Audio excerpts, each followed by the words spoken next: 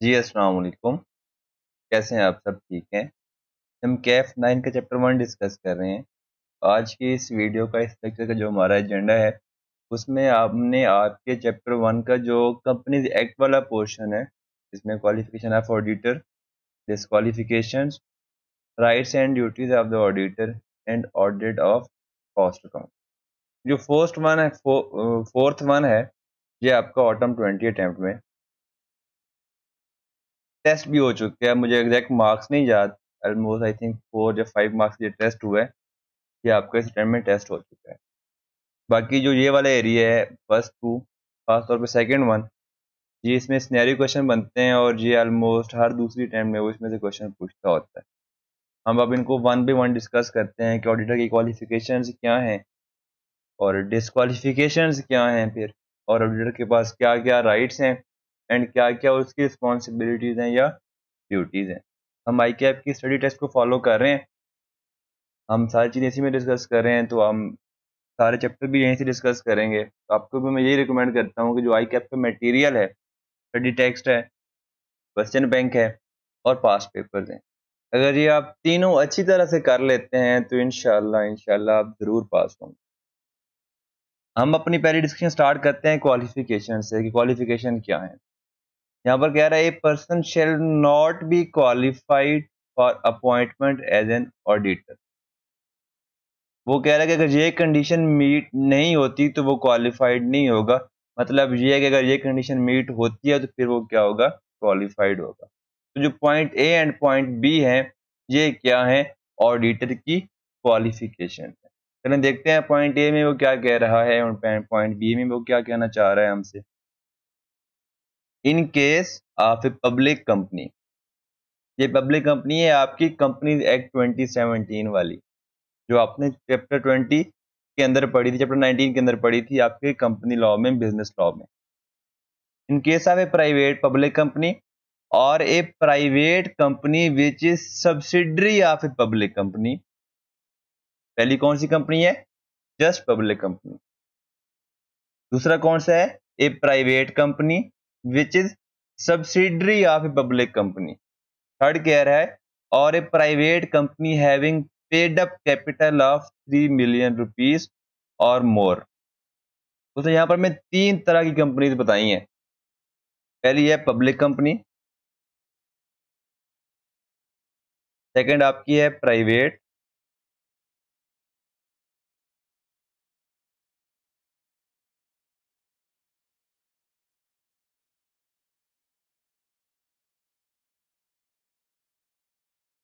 Which is subsidiary of public company. Third जो आपके पास है वो कहते हैं कि प्राइवेट कंपनी।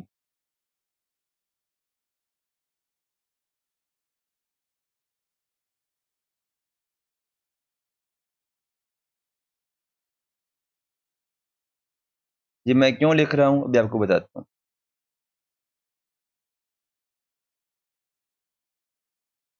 वो कहता है कि इन तीनों के केस में unless such person is chartered accountant having valid certificate of, वो यहाँ पर कह रहा है कि इन तीनों के केस में जो ऑडिटर होगा वो कौन होगा? आपका चार्टर्ड अकाउंटेंट होगा।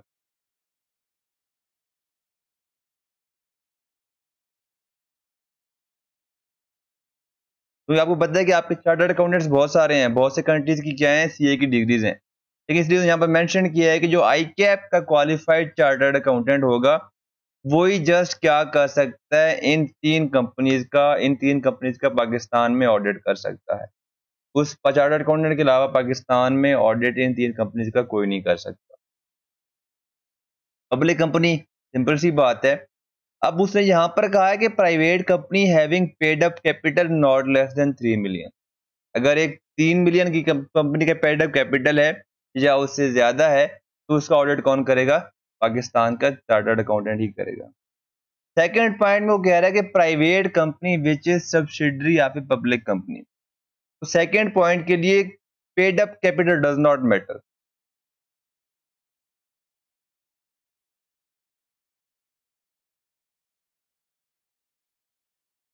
अगर इस केस में उसका पेड अप कैपिटल 2 मिलियन ही क्यों ना हो, फिर भी उसका ऑडिटर कौन होगा?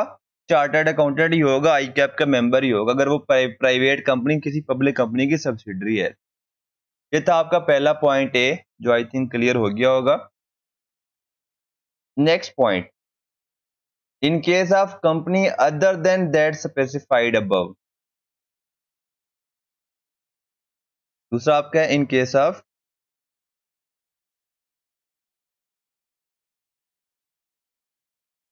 कंपनीज, आपके जहां पर दोनों चार्टर्ड हो सकते हैं, सीए पाकिस्तान भी हो सकता है और सीएमए आईसीएमए जो आपको क्वालिफाइड होता है कॉस्ट एंड मैनेजमेंट और अकाउंटेंट, वो भी क्या कर सकता है, बाकी कंपनीज का ऑडिट कर सकता है। वहां पर कोई रिस्ट्रिक्शन नहीं है कि कौन लाजमी करेगा। Such person is a chartered accountant or cost and management accountant having valid certificate of practice from ICAP या ICMAP, जो आपका institute of cost and management accountants of Pakistan है। ये थी आपकी क्वालिफिकेशन, जो आपने क्या करनी थी, यहाँ पर अच्छी तरह अंडरस्टैंड करनी थी। इसमें कोई मुश्किल बात नहीं थी, स्ट्रेट फॉरवर्ड बात थी, जो हमने क्या कर लिया, डिस्कस कर ली। जो डिफिकल्ट बात है वो है डिस्क्वालिफिकेशन, जो हम बाद में डिस्कस करेंगे। पहले हम डिस्कस करते हैं rights and duties of the auditor. ये ऑडिटर के पास राइट्स कौन कौन से हैं? An auditor of a company has a right, उसको राइट है कि वो कंपनी की सारी जो बुक्स ऑफ अकाउंट्स हैं, जो जर्नल एंट्रीज हैं, जो लेजर्स हैं, trial balance ledgers, subsidiary ledgers, जो वाउचर्स हैं, जो इनवाइसेस हैं, वो सारे के सारे क्या करे, उस पर एक्सेस उसको ले सकता है, उस पर कोई रिस्ट्रिक्शन नहीं है। ये ऑडिटर का राइट है, क्योंकि ऑडिटर ने क्या करनी है, फाइनेंशियल स्टेटमेंट्स एग्जामिन करनी है। अगर मैंने एक चीज़ एग्जामिन करनी है तो मुझे जो जिस चीज़ से वो चीज़ बनी है उस पर मुझे एक्सेस होगी, तभी मैं क्या कर सकता हूँ, उसको एग्जामिन कर सकता हूँ। फिर वो कहता है कि has a right of access to such copies of an extract from books and accounts of the branch. अगर कोई ब्रांच उसकी पाकिस्तान से बाहर है या किसी और सिटी में है, उसकी जो इनवाइसेस, उसकी ट्रांजैक्शन की जो बुक्स ऑफ अकाउंट्स की जो कॉपीज जो एक्सट्रैक्ट करके जो हेड ऑफिस में लाई गई हैं, उस पर भी क्या है, ऑडिटर को एक्सेस लेने का राइट है, वो एक्सेस ले सकता है। इसके अलावा ऑडिटर के पास राइट है कि वो इनमें से किसी भी पर्सन को अपने पास इंक्वायर कर सकता है, अपने पास बुला सकता है कि जनाब मेरे पास आए और मेरे सवालात का जवाब दें। कौन से? Any director, officer or employee of the company. Next, any person holding or accountable for any of the company's books, accounts or voucher. ऐसा पर्सन जो क्या कर रहा है, जिसकी अथॉरिटी में, जिसकी कस्टडी में कंपनी के रिकॉर्ड्स हैं, उसको भी क्या कर सकता है, बुला सकता है, उससे क्वेश्चन पूछ सकता है। Any subsidiary undertaking of the company, तो जो कंपनी की सब्सिडरी जो है उसके भी बुक्स ऑफ अकाउंट्स को चेक कर सकता है, उसके भी डायरेक्टर्स हैं उनको भी बुला सकता है। एनी ऑफिसर, एम्प्लॉय और auditor of any such subsidiary, उसके किसी ऑफिसर को भी बुला सकता है, उससे क्वेश्चन पूछ सकता है। इवन कि अपने सब्सिडरी के जो ऑडिटर है उससे भी क्वेश्चन पूछ सकता है, या उसके सब्सिडरी के जो अकाउंट्स हैं, जो बुक्स ऑफ अकाउंट्स हैं, जो जिस पर्सन की कस्टडी में है, उससे भी क्वेश्चन पूछ सकता है, उसको बुला सकता है। अगर कंपनी क्या करती है, ऑडिटर के राइट्स अगर हक पर डाका डालती है, मतलब उसको एक्सेस नहीं देती, तो कंपनी लॉ कहता है कि कंपनी को क्या होगी, लेवल 3 की पेनल्टी हो सकती है। ये आपकी क्या है, राइट्स हैं ऑडिटर के। कुछ राइट्स इसके यहां पर भी मेंशन है। ये the auditor of a company will be entitled to attend any general meeting of the company, मतलब कोई भी एक जनरल मीटिंग कंपनी की अगर हो रही है, एक्स्ट्राऑर्डिनरी जनरल मीटिंग हो रही है, स्टैट्यूटरी मीटिंग हो रही है, एजीएम हो रही है, तो ऑडिटर के पास ये राइट है कि वो उस एजीएम को अटेंड कर सकता है। And to receive all notice, जो भी कंपनी अपने मेंबर्स को नोटिस भेजेगी वो सारे के सारे ऑडिटर को भी भेजने हैं। And any communication relating to any general meeting which any member company which any member of the company is entitled to receive. मतलब यही हुआ, अगर कंपनी अपने मेंबर को कोई नोटिस भेज रही है, कोई इंफॉर्मेशन भेज रही है, तो ऑडिटर भी के पास भी राइट है कि वो उसको रिसीव करे। ये क्या है, आपका एक और राइट है। हमने एक राइट इसकी लास्ट वीडियो में भी डिस्कस किया था, जो हमने यहाँ पर डिस्कस किया था, इन केस ऑफ रिटायरिंग ऑडिटर, तो रिटायरिंग ऑडिटर को भी क्या करने पर ये राइट है कि वो एक रिटर्न रिप्रेजेंटेशन दे सकता है जनाब ये अपने रिटायरिंग ऑडिटर होने के केस में। ये आपके कुछ राइट्स जो हमने डिस्कस किए हैं। अब ड्यूटीज ऑफ ऑडिटर क्या है? हमने जब पेज 1 पे इस बुक के पढ़ा था कि ऑडिटर का ऑब्जेक्टिव क्या होता है, तो कंपनी लॉ भी ऑडिटर्स की जो ड्यूटीज हैं वो उसी वे में क्या करता है, एक्सप्लेन करता है। A company's auditor will conduct the audit and prepare his report in compliance with। अब हमें पता है कि जैसे अकाउंटिंग के स्टैंडर्ड्स हैं वैसे ऑडिटिंग के भी स्टैंडर्ड्स हैं। तो ऑडिटिंग के स्टैंडर्ड्स कहते हैं कि ऑडिटर ने अपनी रिपोर्ट किस तरह बनानी है। ऑडिटर ने ख्याल करना है कि जो ऑडिटिंग स्टैंडर्ड्स की रिक्वायरमेंट सारी फुलफिल करते हुए क्या करना है, ऑडिट परफॉर्म करना है। अब यहाँ पर ऑडिटर का ऑब्जेक्टिव क्या है, ड्यूटी क्या है, वो यहाँ पर उसने क्या किया है, कंपनी लॉ ने डिफाइन किया है। A company's auditor must carry out such examination to enable him to form an opinion। अब कंपनी ने फाइनेंशियल स्टेटमेंट की इस तरह एग्जामिनेशन करनी है कि वो इस काबिल हो जाए कि वो उन पर अपना ओपिनियन दे सके। ओपिनियन में वो क्या देगा कि क्या financial statements true and fair view दे रही हैं। ट्रू एंड फेयर व्यू कब देंगी? जब वो सारे के सारे अकाउंटिंग स्टैंडर्ड्स को फॉलो कर रहे होंगे, उनकी कंप्लायंस कर रहे होंगे। यहाँ पर क्या है, as to whether adequate accounting records have been kept by the company and returns adequate for their audit have been received from branches not visited by him। अब बुक्स ऑफ अकाउंट्स क्या होते हैं, अकाउंटिंग रिकॉर्ड्स क्या होते हैं? सारी के सारी इनवॉइसेस कंपनी ने मेंटेन किए हुए हैं, सारे के सारे वाउचर्स कंपनी ने अपने पास संभाल के रखे हुए हैं, सारी के जो भी ट्रांजेक्शन कंपनी ने रिकॉर्ड किए हैं, जनरल एंट्रीज रिकॉर्ड किए हैं, उनकी सपोर्टिंग इनवॉइसेस डॉक्यूमेंट्स कंपनी के पास एक प्रॉपर फॉर्मेट में बने हुए हैं, मेंटेन्ड है। क्योंकि आपने चैप्टर 27 कंपनी लॉ के पहले पेज पे पढ़ा था कि कंपनी ने अपने सारे बुक्स ऑफ अकाउंट 10 साल तक मेंटेन करने होते हैं एक एडुकेट फॉर्म के अंदर। यहाँ पर ऑडिटर सबसे पहले ये चीज चेक करनी है, ये कंपनी लॉ की रिक्वायरमेंट है, ठीक है ना। और फिर उसको बताना कि whether the company's financial statements are in agreement with the accounting records and returns, कि क्या वो फाइनेंशियल स्टेटमेंट्स मटेरियल में स्टेटेड तो नहीं है, क्या वो ट्रू एंड फेयर व्यू दे रही हैं कि नहीं दे रही। ये सारी गपशप लिखी हुई है, आप खुद को पढ़ के भी क्या कर सकते हैं, इसको समझ सकते हैं, इसमें कोई मसला नहीं है। अब यहाँ पर जो ओपिनियन की बात कर रहा है, ये वाली बात ये आपको भी समझ नहीं आएगी, हम चैप्टर 14 में डिस्कस करेंगे कि क्वालिफिकेशन क्या होती है, नेगेटिव ओपिनियन क्या होता है। ये वाला पॉइंट एक तो है कि ना ऑडिटर ने कंपनी के फाइनेंशियल स्टेटमेंट्स पर क्या देनी है, रिपोर्ट देनी है। उसके अलावा वो कह रहा है कि कमीशन एससीसीपी ऑडिटर को ऑर्डर दे सकता है कि उसने एक स्पेसिफिक कंपनी के बारे में एक एडिशनल रिपोर्ट भी देनी है।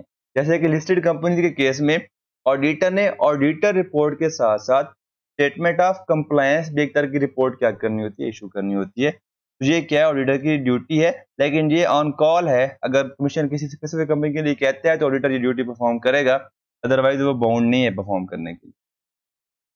फिर नेक्स्ट चीज, ये ऑडिटर की ड्यूटी है। लिस्टेड कंपनी के केस में ऑडिटर के लिए कंपल्सरी है, मस्ट है कि वो ऐसी जनरल मीटिंग में लाजमी अटेंड करेगा जिस जनरल मीटिंग में जो ऑडिटेड फाइनेंशियल स्टेटमेंट्स क्या हो रही हैं, अप्रूव होने के लिए दी गई हैं। जैसे कि एजीएम, आपकी जो ऑडिटेड फाइनेंशियल स्टेटमेंट्स कब पेश की जाती हैं मेंबर्स के सामने, एजीएम में मेंबर्स में प्रेजेंट की जाती हैं। जो आपकी ऑडिटर रिपोर्ट होती है वो भी एजीएम में क्या की जाती है, प्रेजेंट की जाती है। तो लिस्टेड कंपनी के केस में ऑडिटर के लिए मैंडेटरी है, कंपल्सरी है कि वो एजीएम अटेंड करेगा। ये थी ऑडिटर की ड्यूटीज। अब हम आते हैं ऑडिट ऑफ कॉस्ट अकाउंट। अब यहां पर स्पेसिफिकली लॉ ने नहीं कहा कि किस कंपनी ने कॉस्ट अकाउंट्स का ऑडिट करवाना है, किसने नहीं करवाना। कॉस्ट अकाउंट मतलब क्या है, मैनेजमेंट अकाउंट्स। जो कंपनी जो कॉस्ट अकाउंट्स बन रहे होते हैं उनकी बात हो रही है। अब ऑडिट किसने करवाना है, कमीशन एससीसीपी किसी स्पेसिफिक कंपनी को नोटिस भेज सकता है कि जनाब आपने अपने कॉस्ट अकाउंट्स का ऑडिट करवाना है, और आपका जो ऑडिटर है वो ये वाली फर्म करेगी या वो वाली फर्म करेगी, ये कमीशन खुद डिसाइड करेगा। ये इस दफा आपका क्या आया, इस दफा आपके पेपर में ये क्वेश्चन आया है इस टॉपिक में से कि ऑडिट ऑफ कॉस्ट अकाउंट्स की रिक्वायरमेंट्स क्या हैं। आई थिंक 3 या 4 नंबर का ये आया था। अब हम देखते हैं कि हमारे पास डिस्क्वालिफिकेशंस क्या क्या हैं। हम वन बाय वन वो डिस्कस करते हैं, ये मोस्ट इंपॉर्टेंट है, हम इनकी सिनेरियो भी डिस्कस करेंगे। None of the following persons will be appointed as auditor of a company. A person who is or at any time during the preceding 3 years. आज या पिछले 3 सालों में, मतलब आज से पिछले, अगर आज 2021 का ऑडिटर अपॉइंट होने जा रहा है एजीएम पे, जो 30 जून 21 के अकाउंट ऑडिट करेगा, अगर वो बंदा आज एम्प्लॉय है या 2020 में था, 2019 में था, 2018 में था, तो 2018 तक अगर वो एम्प्लॉय था तो वो आज भी ऑडिटर अपॉइंट नहीं हो सकता। ए director, other officer or employee of the company. यहाँ पर क्या हो रही है, डायरेक्ट एम्प्लॉय की बात हो रही है। आज एम्प्लॉय है या पिछले 3 सालों में किसी भी दिन कंपनी का एम्प्लॉय था, वो कंपनी का ऑडिटर अपॉइंट नहीं हो सकता। Next, A person who is a partner of और इन द एम्प्लॉयमेंट ऑफ, या तो वो डायरेक्टर का पार्टनर है या वो डायरेक्टर का एम्प्लॉय। अब यहां पर कंपनी के एम्प्लॉय की बात नहीं हो रही, यहां कंपनी के ऑफिसर्स के एम्प्लॉय की बात हो रही है। हु इज ए पार्टनर और in the employment of A director और officer or employee of the company. ये यहां पर इस साल की करंट बात कर रहे हैं। अगर आज की डेट पर मैं कंपनी के किसी डायरेक्टर का एम्प्लॉय हूं, कंपनी के किसी पार्टनर का एम्प्लॉय हूं, कंपनी के किसी अदर ऑफिसर का एम्प्लॉय हूं, या कंपनी के किसी अदर एम्प्लॉय का एम्प्लॉय हूं या उनका पार्टनर हूं, आज की डेट पर मैं कंपनी का ऑडिटर अपॉइंट नहीं हो सकता। अगर मैं आज पार्टनरशिप से रिजाइन कर देता हूं, डायरेक्टर का मैं पार्टनर था, मैं रिजाइन कर देता हूं, अब मैं क्वालिफाइड हो गया हूं, अब मैं अपॉइंट हो सकता हूं। यहाँ पर प्रीसीडिंग 3 years की बात नहीं हो रही। अगर मैं हूं आज, अगर मैं पार्टनर हूं तो फिर मैं अपॉइंट नहीं हो सकता। अगर मैं डायरेक्टर का एम्प्लॉय हूं आज और मैं डायरेक्टर के एम्प्लॉयमेंट से रिजाइन कर देता हूं, तो फिर मैं अपॉइंट हो सकता हूं उस कंपनी का ऑडिट। नेक्स्ट है the spouse of the director of the company. यहां पर क्या बात हो रही है, spouse of director, specifically director की बात हो रही है। अगर एक डायरेक्टर फीमेल है, कंपनी का एक कंपनी की डायरेक्टर है वो फीमेल है, तो उसका जो हस्बैंड है उस कंपनी का ऑडिटर अपॉइंट नहीं हो सकता। अगर कंपनी का डायरेक्टर वो मेल है, उसकी जो वाइफ है वो उस कंपनी का ऑडिटर अपॉइंट नहीं हो सकती। अगर कोई अदर ऑफिसर की बात नहीं हो रही, अगर सपोज ऑफ ऑफिसर है तो फिर वो ऑडिटर अपॉइंट हो सकती है। अब जो एथिकल हमने चीज देखनी है इसके अंदर, वो चैप्टर 13 में देखेंगे कि क्या वो अपॉइंट हो सकती है कि नहीं हो सकती। लीगली वो अपॉइंट हो सकती है अगर किसी ऑफिसर की अदर देन डायरेक्टर की कोई सपोज है, कंपनी का ऑडिटर अपॉइंट हो सकता है। Point D, a person who is indebted to the company. अब अगर कोई पर्सन है, इंडिविजुअल है, उसने किसी कंपनी का कर्ज अदा करना है, वो ऑडिटर पॉइंट, उस कंपनी का ऑडिटर पॉइंट नहीं हो सकता। लेकिन यहां पर कह रहा है other than in the ordinary course of business of such entities. जी यहां पर वो एंटिटी की बात नहीं कर रहा, सच एंटिटीज की बात कर रहा है। अब ऑर्डिनरी कोर्स ऑफ बिजनेस क्या है? अगर मैं किसी बैंक का मकरूज हूं तो बैंक का क्या काम है? कर्ज देना, वो उसका ऑर्डिनरी कोर्स ऑफ बिजनेस है। लेकिन मेरा काम, मैं एक ऑडिटर हूं, फर्म का पार्टनर हूं, तो मेरा ऑर्डिनरी कोर्स ऑफ बिजनेस कर्ज लेना नहीं है, लोन लेना नहीं है। तो यहां पर दोनों एंटिटीज की बात हो रही है। अगर दोनों एंटिटीज का ऑर्डिनरी कोर्स ऑफ बिजनेस है, उसमें मैंने को पैसे देने हैं, तो उस केस में वो मसला मसाइल नहीं है। अगर वो दोनों, लेट सपोज कोई ऐसा बिजनेस है जिसका मैंने उधार देना है, मैंने कोई कर्जा लोन लिया है, मैंने लोन को वापस करना है। अगर मेरी कंपनी है, लेट सपोज पेप्सी कोला है, अब पेप्सी कोला से मैंने पेप्सी लेज वगैरह परचेज किए अपनी फर्म के लिए, और मेरी फर्म का ऑर्डिनरी कोर्स ऑफ बिजनेस है कि जो मेरे पास आते हैं, गेस्ट आते हैं, जो डिफरेंट कंपनीज के सीएफओ आते हैं, मेरे पास क्लाइंट्स आते हैं, उनके मैं कोक एंड लेज सर्व करता हूं। मैंने उधर वहां से क्रेडिट पे परचेज किया। अब मैं पेप्सी कोला का क्या हूं, मकरूज हूं, मैंने उन्हें पेमेंट करनी है। लेकिन यहां पर दोनों कंपनी का क्या है, ऑर्डिनरी कोर्स ऑफ बिजनेस है, तो इस केस में क्या होने, मैं उस कंपनी का ऑडिटर पॉइंट हो सकता हूं। लेकिन यहां पर जो वो एक्सेप्शन दे रहा है इस रूल को, इन दो कंडीशंस में बेशक मैंने उस कंपनी को अगर पैसे देने भी हैं, तो फिर भी मैं क्या हो सकता हूं, उस कंपनी का ऑडिटर अपॉइंट हो सकता हूं।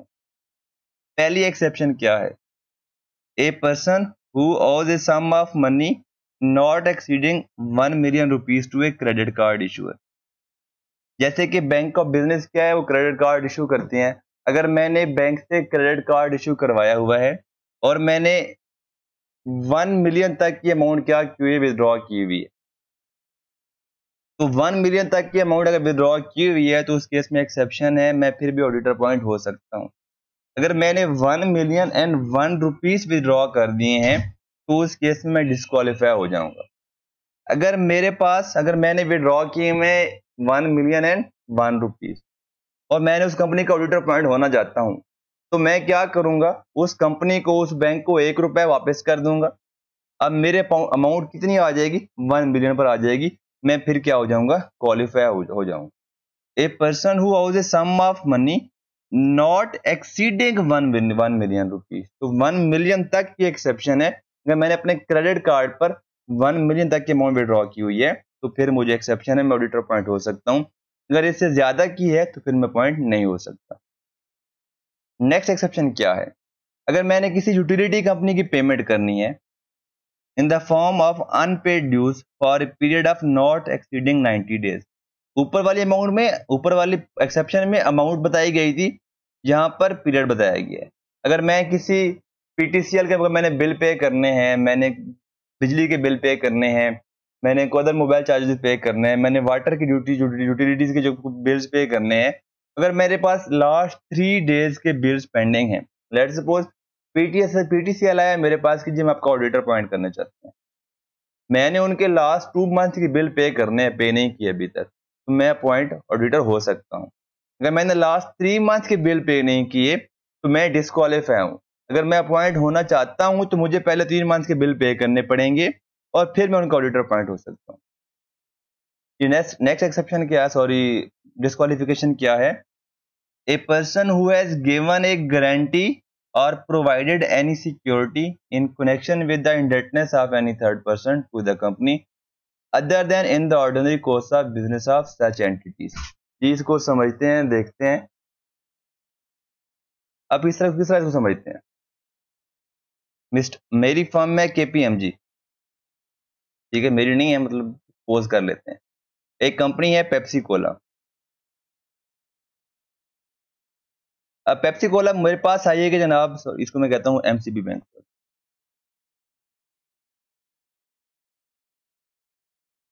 ठीक है। अब एमसीबी बैंक का क्या काम है, वो लीज पर गाड़ियां देता है, सारा कुछ करता है। एक पर्सन है मिस्टर ए, उसने अप्लाई किया एमसीबी बैंक को कि जनाब मुझे लोन दें। अब एमसीबी बैंक कहता है कि जनाब मैं आपको लोन तब दूंगा जब आप किसी की गारंटी देंगे, मुझे कोई आपकी गारंटी दे के जनाब हाँ आप मिस्टर ए को लोन दे दें, तो मिस्टर ए बाद में डिफॉल्ट करता है तो हम आपको बैंक पेमेंट करते हैं। मिस्टर ए आता है केपीएमजी के पार्टनर के पास, जनाब आप मेरी गारंटी एमसीबी बैंक को दे दें। यहाँ पर केपीएमजी एमसीबी बैंक को क्या देता है, गारंटी दे देता है। अब हम देखते हैं कि एमसीबी बैंक का तो ऑर्डिनरी कोर्स ऑफ बिजनेस है कि वो लीज पर लोन देता है और गारंटी लेता है, लेकिन केपीएमजी का ऑर्डिनरी कोर्स ऑफ बिजनेस नहीं है कि वो गारंटी दे लोन के अगेंस्ट। उसका ऑर्डिनरी कोर्स ऑफ बिजनेस क्या है, ऑडिट करना, बुक कीपिंग करना, टैक्स की असाइनमेंट सर्विसेज देना, ठीक है ना। अब वो उसका अगर उसने एक ऑर्डिनरी कोर्स ऑफ बिजनेस से हटकर किसी इंडेटनेस की गारंटी दी है या सिक्योरिटी दी है तो केपीएमजी फिर एमसीबी बैंक का ऑडिटर अपॉइंट नहीं हो सकता।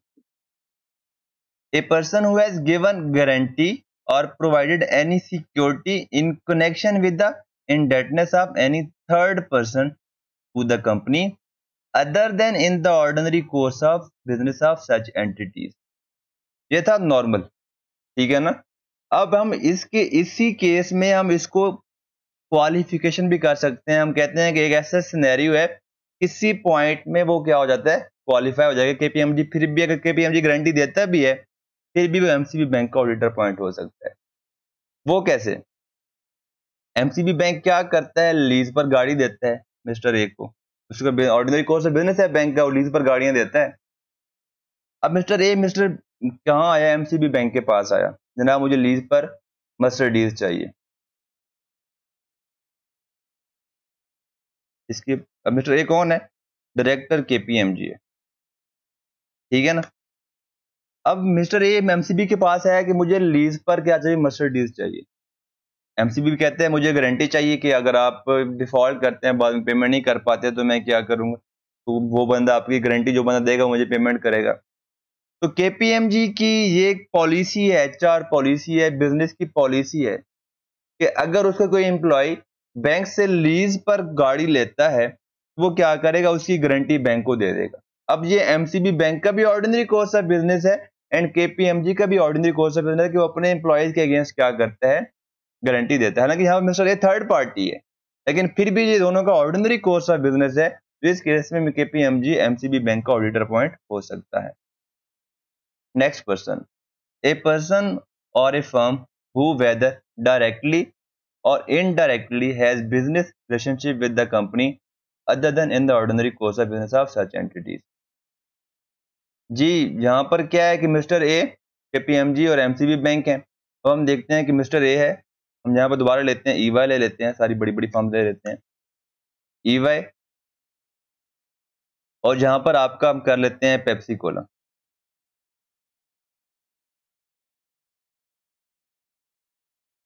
अब पेप्सी कोला का ऑर्डिनरी कोर्स ऑफ बिजनेस है, वो क्या करती है, पेप्सी की प्रोडक्ट्स बनाकर बेचती है, लेज हैं उसके पास, चीटोस हैं, मल्टीपल प्रोडक्ट्स हैं जो बेचती है।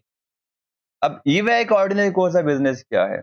ईवाई का ऑर्डिनरी कोर्स ऑफ बिजनेस ये है कि वो ऑडिटिंग सर्विसेज देता है सारी एंड सो ऑन।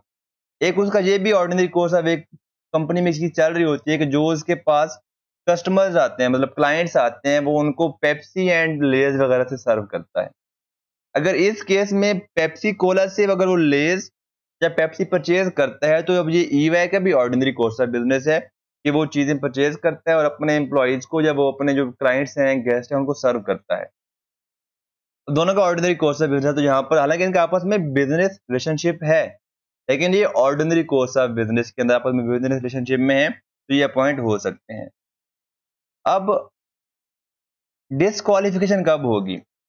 अब ईवाई के पार्टनर ने क्या किया, पेप्सी कोला से को 5000 पेप्सी की बोतल परचेज की, अपने पास स्टॉक कर ली, और बाद में 1 महीने के बाद, 10 दिन के बाद प्रॉफिट पे आगे बेच दी। अब यहाँ पर ये जो बिजनेस रिलेशनशिप है, ये ऑर्डिनरी कोर्स ऑफ बिजनेस नहीं है। पेप्सी कोला का तो ऑर्डिनरी कोर्स ऑफ बिजनेस है, वो अपने कस्टमर्स को पेप्सी की बोतल बेचता है, लेकिन ईवाई का ऑर्डिनरी कोर्स ऑफ बिजनेस नहीं, क्योंकि ईवाई का जो बिजनेस है वो क्या है, उसका बिजनेस है कि वो ऑडिट की सर्विसेज दे, ऑडिट करे, इंटरनल ऑडिट करे, टैक्स की सर्विसेज दे एंड एडवाइजरी की सर्विस दे। पेप्सी परचेज करके बेचना ईवाई का ऑर्डिनरी कोर्स ऑफ बिजनेस नहीं है, तो इस केस में ईवाई पेप्सी कोला का ऑडिटर अपॉइंट नहीं हो सकता। नेक्स्ट क्या है कि अगर आपको किसी पर्सन है, उस ऑडिटर को, पर्सन चार्टर्ड अकाउंटेंट है, उस पर फ्रॉड का केस हुआ था, उसको सजा हो गई थी एंड अभी तक उसको सजा को कंप्लीट हुए, सजा के 10 साल नहीं हुए, तो वो ऑडिटर पॉइंट नहीं हो सकता। ये बॉडी कॉर्पोरेट, मतलब ये एक आर्टिफिशियल पर्सन, कोई कंपनी, किसी कंपनी का ऑडिटर पॉइंट नहीं हो सकती। ये पॉइंट जो आई है चैप्टर 13 की ये बात कर रहा है, अगर कोड ऑफ एथिक्स, अगर कोड ऑफ एथिक्स जो है किसी पर्सन को डिस्क्वालीफाई कर रहे हैं, तो फिर भी वो पर्सन ऑडिटर पॉइंट नहीं हो सकता। ये हम चैप्टर 13 पढ़ेंगे आपका, उसमें हम इसको डिस्कस करेंगे डिटेल में। ये जी हमारा ये आज का लास्ट पॉइंट है, ए पर्सन और हिज स्पाउस और माइनर चिल्ड्रन, और इन case of A firm all partners of such firm who hold any shares of an audit client or any of its associated companies। चलें जी, mister A suppose करते हैं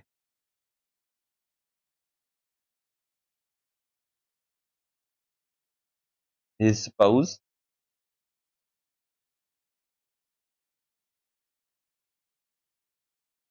minor children,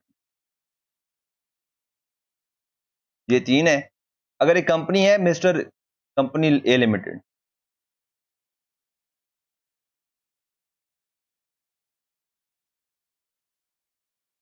A limited I mister A के पास कि जनाब आप हमारा audit करें, mister A के, उसके स्पाउस के, उसके माइनर चिल्ड्रन के, कंपनी ए के अंदर कुछ भी शेयर्स नहीं है, ठीक है, लेकिन मिस्टर ए के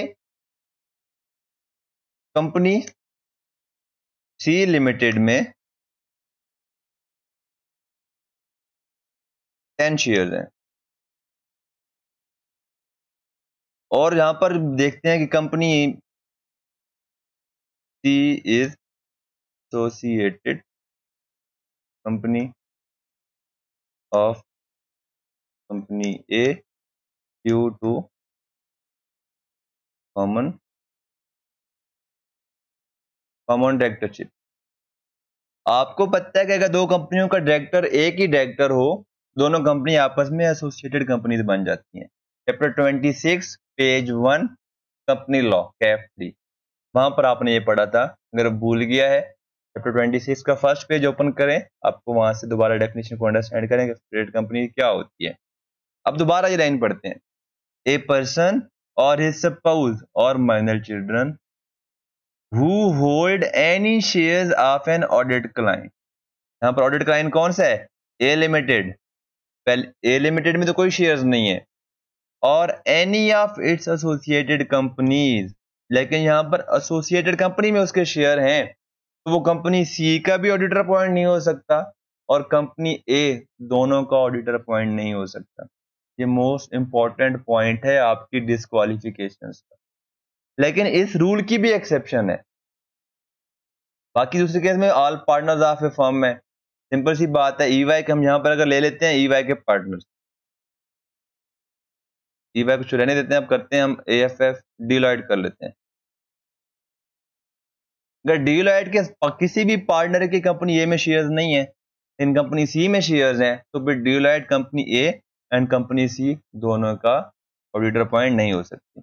लेकिन इसमें एक्सेप्शन है कि अगर डिलॉयट के पास ऑफर आई कि वो कंपनी ए का ऑडिटर अपॉइंट होना चाहती है, ठीक है ना, लेकिन डिलॉयट की कंपनी सी में शेयर्स भी हैं, तो लॉ ऑप्शन देता है कि जिस टाइम अपॉइंटमेंट हो रही है, तो अपॉइंटमेंट के टाइम पर डिलॉयट ये बताएगा जनाब मेरे आपकी एसोसिएटेड कंपनी जो कंपनी सी है उसमें 10 शेयर्स हैं। बताने के बाद विद इन सम टाइम वो उन शेयर्स को मार्केट में सेल कर देगा। कितना टाइम है? A person will not be qualified for, sorry ऊपर वाला पॉइंट है, provided that if such a person holds share prior to his appointment as auditor. अगर अपॉइंट हो गया तो उसके बाद वो शेयर परचेज नहीं कर सकता।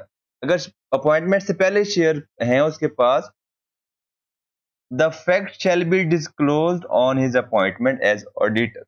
जिस डेट पे अपॉइंट होगा वो बताएगा जनाब मैं आज अपॉइंट तो हो रहा हूं, लेकिन मेरे पास आपकी कंपनी के या आपकी एसोसिएटेड कंपनी के इतने शेयर्स हैं। And such person shall disinvest, dispose कर देगा such shares within 90 days of such appointment.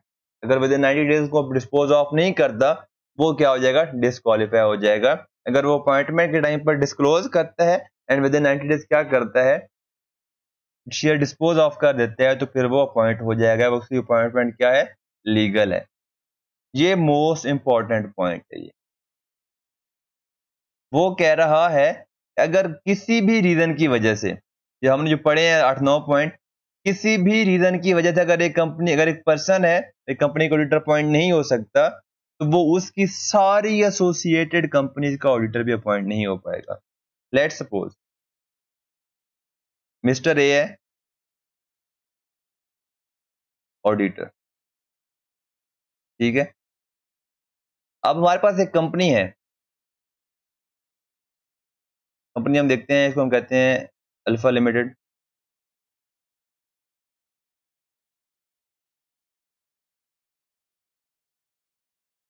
Alpha limited की एक है बीटा लिमिटेड,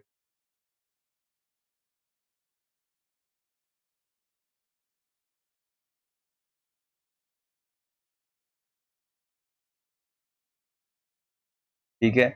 दूसरा हमारे पास है gamma limited, associated company,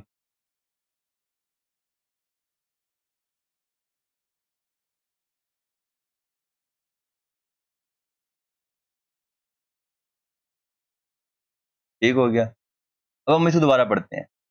A person will not be qualified for appointment as auditor of a company if he is due to the above mentioned disqualification is disqualified for appointment as an auditor, ठीक है। हमारे इस example में mister A alpha limited का auditor appoint नहीं हो सकता ऊपर वाली किसी भी रीजन की वजह से हम कह देते हैं कि वो उस कंपनी का एम्प्लॉय था लास्ट 3 ईयर में किसी साल में, ठीक है ना, या उस मिस्टर ए की जो वाइफ है वो कंपनी का डायरेक्टर है, ठीक है। यहां तक बात समझ। आप जहां पर जो मिस्टर ए है अल्फा लिमिटेड का ऑडिटर पॉइंट नहीं हो सकता। अब आगे वाली बात समझने वाली है। अब as a auditor of any other company which is that company subsidiary. अब जो मिस्टर अल्फा लिमिटेड का तो मिस्टर ए ऑडिटर पॉइंट नहीं हो सकता, लेकिन अल्फा लिमिटेड की जो सब्सिडरी है बीटा लिमिटेड, मिस्टर ए उसका भी ऑडिटर पॉइंट नहीं हो सकता। बात समझ आई। अल्फा लिमिटेड का तो ऑडिटर पॉइंट नहीं हो सकता क्योंकि अल्फा लिमिटेड में उसकी जो स्पाउस है वो डायरेक्टर है। लॉ कह रहा है कि अल्फा लिमिटेड की जो सब्सिडरी है उसमें भी मिस्टर ए अपॉइंट ऑडिटर नहीं हो सकता, पहली बात। और होल्डिंग कंपनी, अल्फा लिमिटेड की होल्डिंग कंपनी हम कहते हैं कि कोरोना लिमिटेड।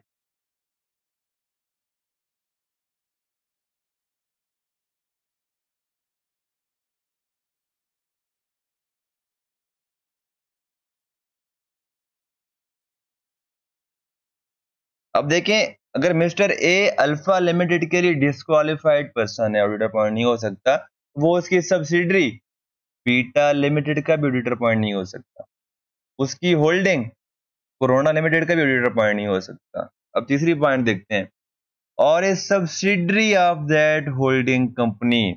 अब हम देखते हैं कि जो गैमन लिमिटेड हम चेंज कर देते हैं, Gammon limited is subsidiary company of. अब देखें, अगर देखें तो गैमा लिमिटेड का अल्फा लिमिटेड से कोई लिंक नहीं है, ना गैमा लिमिटेड अल्फा लिमिटेड के उसके अंदर कुछ भी शेयर्स नहीं है, लेकिन क्योंकि वो उसकी कोरोना लिमिटेड जो होल्डिंग कंपनी है उसकी सब्सिडरी कंपनी है, तो गैमा लिमिटेड अल्फा लिमिटेड की एक तरह से एसोसिएट बन जाती है। तो हम अगर दोबारा इस पॉइंट को पढ़ें कि मिस्टर ए अगर अल्फा लिमिटेड के लिए डिस्क्वालिफाइड है, वो अल्फा लिमिटेड की सब्सिडरी जैसे कि बीटा लिमिटेड उसका भी ऑडिटर पॉइंट नहीं हो सकता। वो अल्फा लिमिटेड की होल्डिंग कंपनी कोरोना लिमिटेड उसका भी ऑडिटर पॉइंट नहीं हो सकता। वो अल्फा लिमिटेड की होल्डिंग कंपनी की सब्सिडरी कंपनी गामा लिमिटेड का भी ऑडिटर पॉइंट नहीं हो सकता। ये आपका मोस्ट इंपॉर्टेंट क्या था, पॉइंट था, जो आपने क्या करना है अंडरस्टैंड करना था। और यहीं पर आपके क्या आते हैं, मोस्ट ज्यादा आपके आते हैं सिनेरियो क्वेश्चन आते हैं। तो आज का हमारा लेक्चर यहाँ पर खत्म हुआ। हम नेक्स्ट वीडियो के अंदर आपके इस चैप्टर को क्या करेंगे, इंशाल्लाह कंप्लीट करेंगे। छोटा सा पोर्शन हमारा रहता है, उसके बाद हम क्या करेंगे, आपके पास पेपर डिस्कस करेंगे चैप्टर 1 की। Thank you so much.